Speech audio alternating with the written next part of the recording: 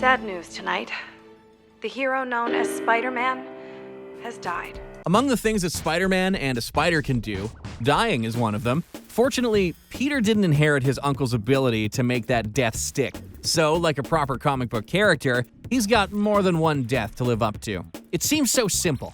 You get bitten by a radioactive spider, you invent web shooters, you swing around the neighborhood, fighting crime and trying to impress that cute girl in your chemistry class. Then you become the iconic symbol of an entire comic book line, and you find out things like you're a part of a multiverse of spider totems, and you're strangely at the center of a universe and reality-spanning events.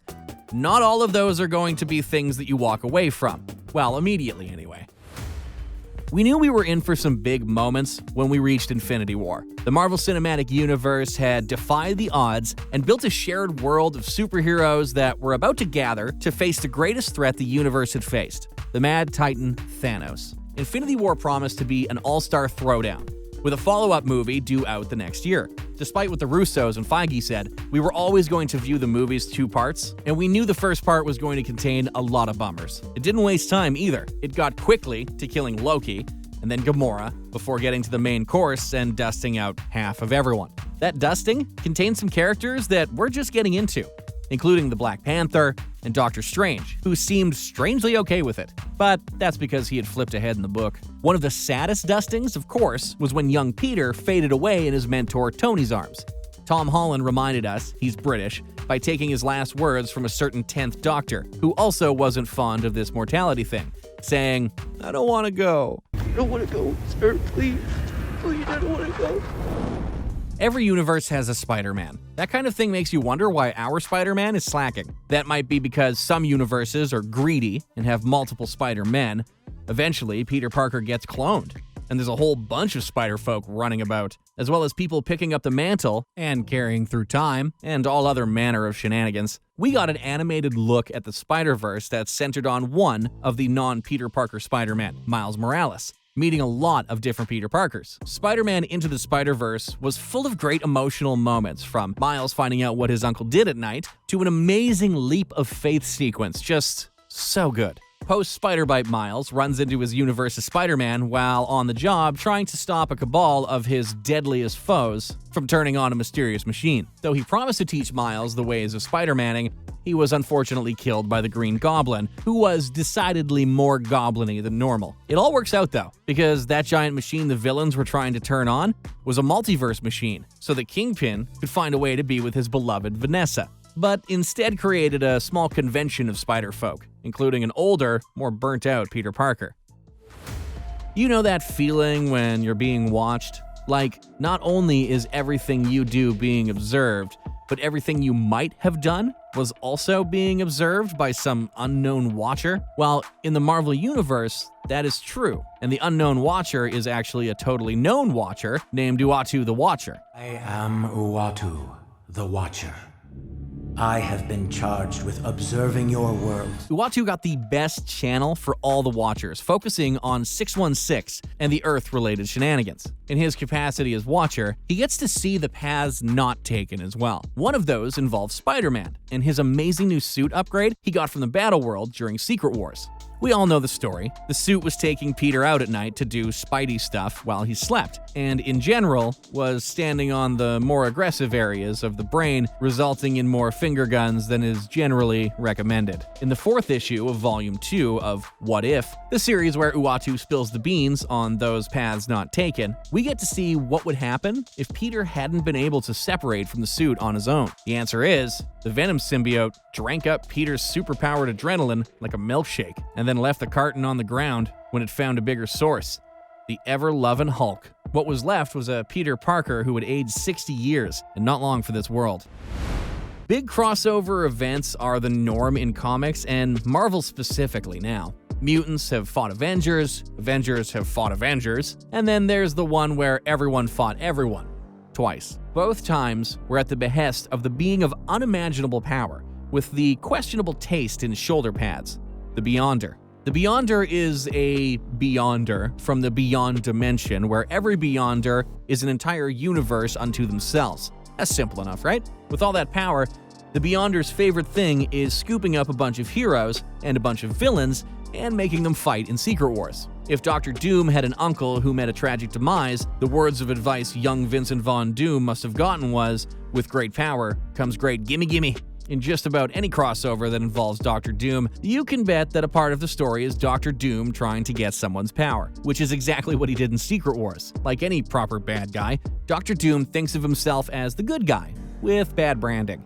Doom is a family name. The bad guys had decided that they had enough of this whole thing and convinced Molecule Man to turn a section of Detroit that hadn't been sent to Battleworld into a spaceship, like the cover of a Boston album. Dr. Doom tried to convince the good guys he's good, but the good guys were like, "Yeah, we're not leaving Dr. Doom with near omnipotence. We don't think branding is the problem." So he blew them up.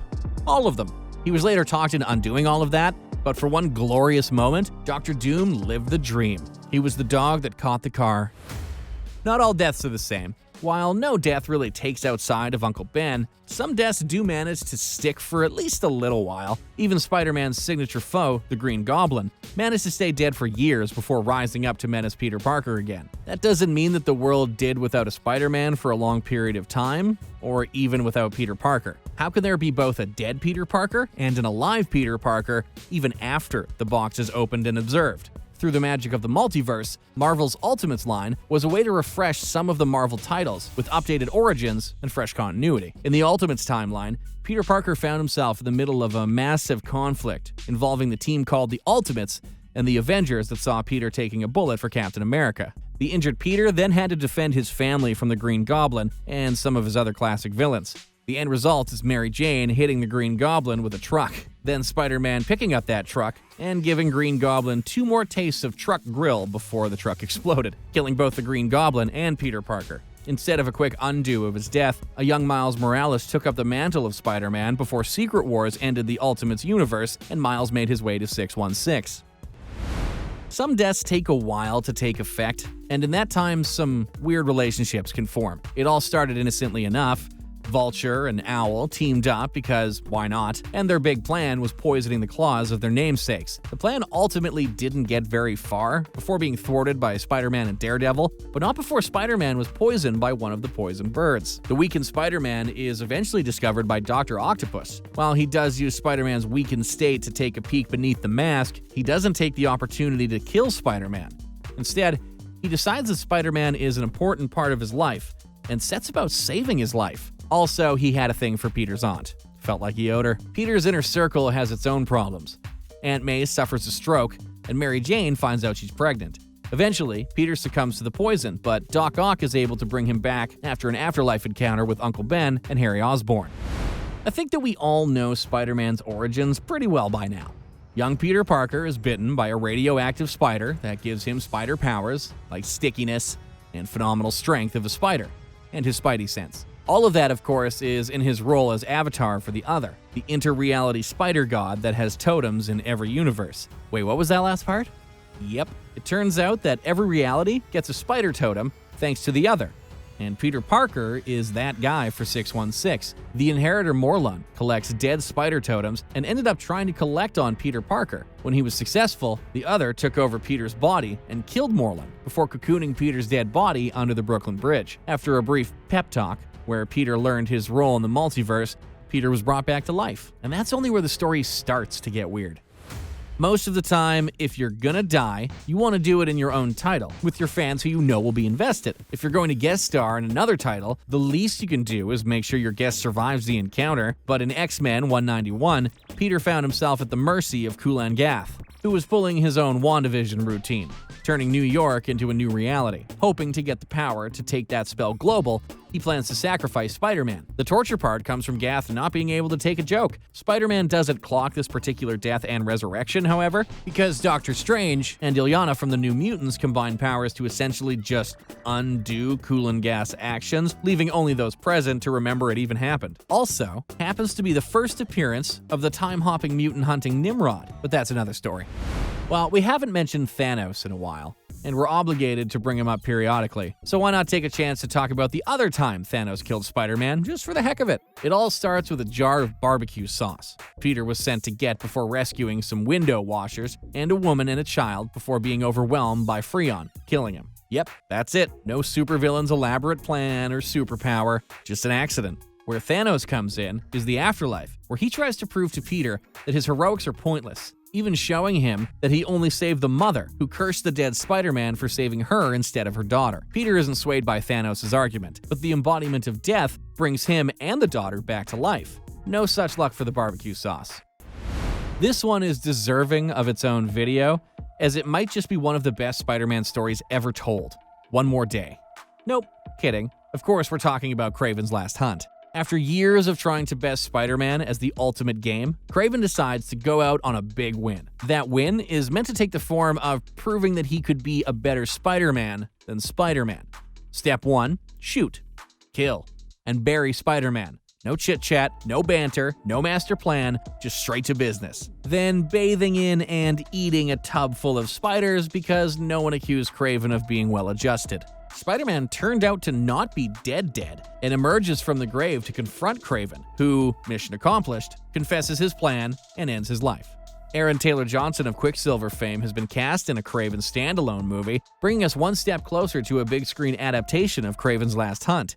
You ever think that the people in the comic universe start to notice that costume characters never seem to stay dead? That's probably a soft spot for someone who just lost a loved one to a hurled car that went astray. Oh sure, costume characters get to come back, but Dave is lost forever.